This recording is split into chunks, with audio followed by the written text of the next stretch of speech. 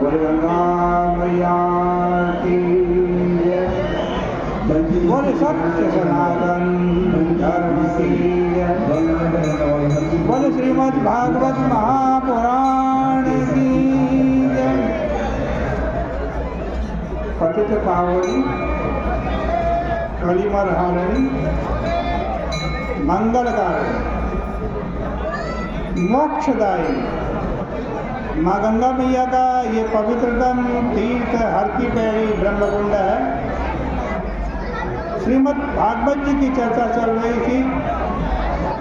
श्रीमद् भागवत जी के 11 स्कंद का आज दूसरा अध्याय प्रारंभ करते हैं।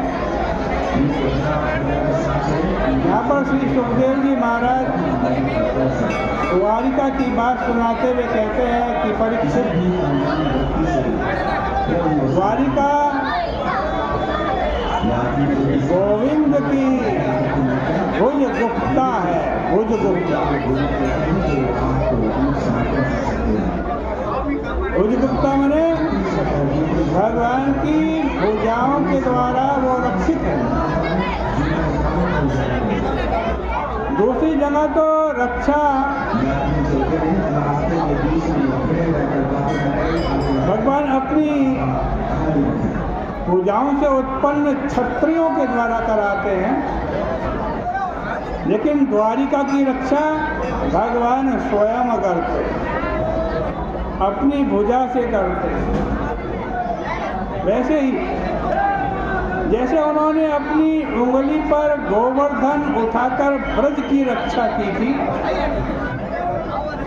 तुम जानते ही हो कि उन्होंने, हे परीक्षित, तुम्हारी भी रक्षा की थी। माँ के पेट में तुम थे तब तुम्हारी रक्षा की। इसलिए ऐसा कौन प्राणी है जो ऐसे कृपालु भगवान के चरणाम्बुज का सेवन नहीं करे।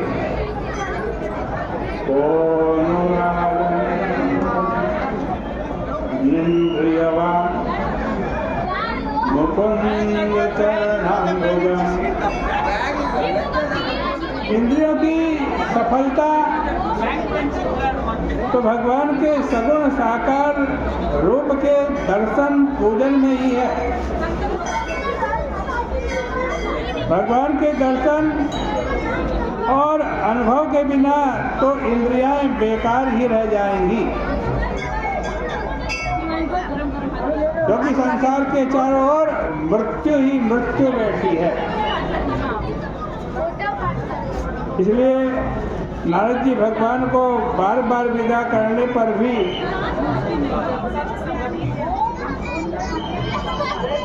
उनका सानिध्य, भगवान का सानिध्य नारद जी नहीं छोड़ना चाहते थे। एक दिन वसुदेव जी ने देखा कि नारद जी स्वयं ही उनके घर आ गए। वसुदेव जी के उन्होंने उनको प्रणाम किया और बोले, महाराज आप हमारी भलाई करने के लिए आए हैं। कृपणानां यथा पित्रा समश्लोकमर्त्मना।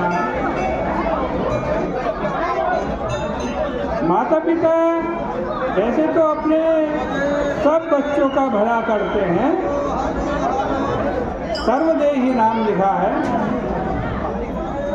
परंतु उन बच्चों में जो गरीब बच्चा हो उसका माता पिता ज़्यादा ध्यान रखते हैं।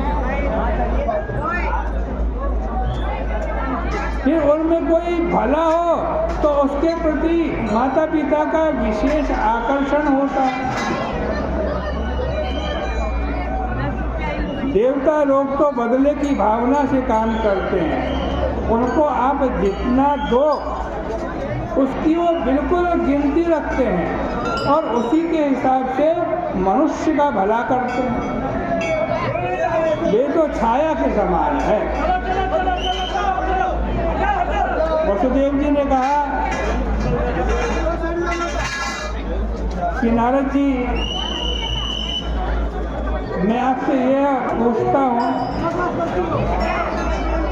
कि भागवत धर्म का स्वरूप क्या है? शाश्वत धर्म क्या है।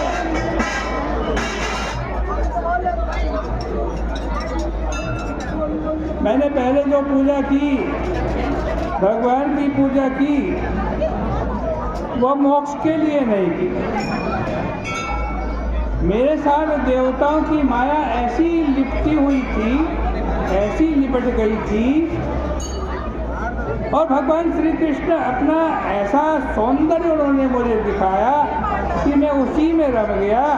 अब आप मुझे शिक्षा दीजिए।